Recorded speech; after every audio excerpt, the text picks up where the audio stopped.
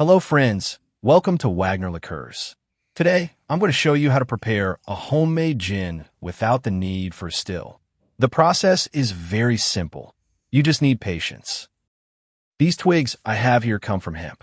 They have no intoxicating power, but they do have a lovely aroma. They're a byproduct of hemp oil production, which is completely legal and safe. They are fully dried, yet they retain their fragrance. I'm going to chop them with scissors to make them easier to handle and store them in a sterilized glass jar.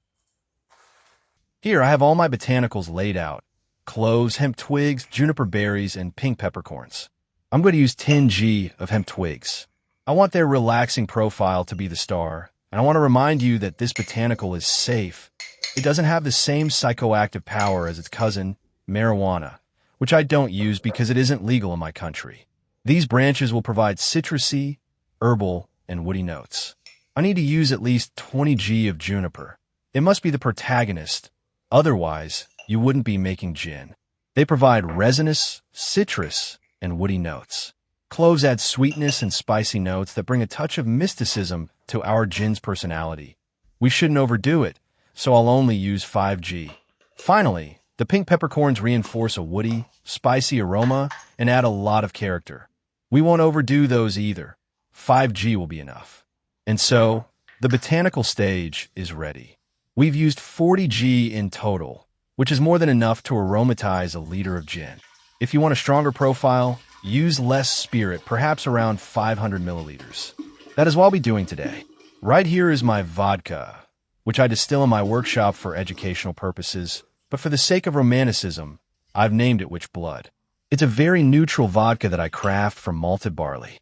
I'm going to pour 500 milliliters into this glass jar. Now, here is the magic of the process.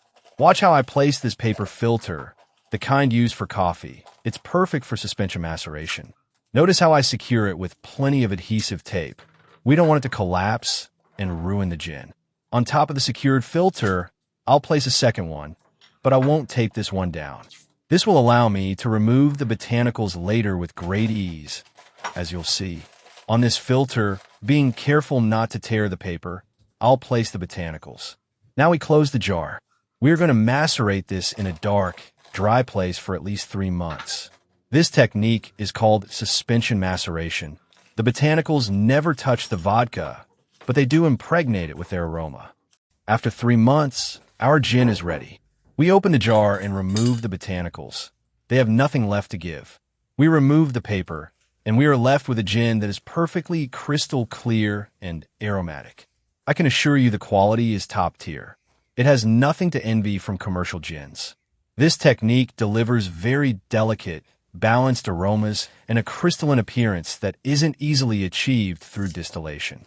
It's a gin that can be marketed very well. The process even cleans the vodka of any unpleasant aromas it might have had. To bottle it, we're going to filter it one last time, just in case any traces of dust remain. I call my gins, which I produce for educational purposes, Lady Odalisque. In this case, we have a high-quality product ready to be enjoyed. Well, that's all for today. Thank you very much for your attention. See you soon.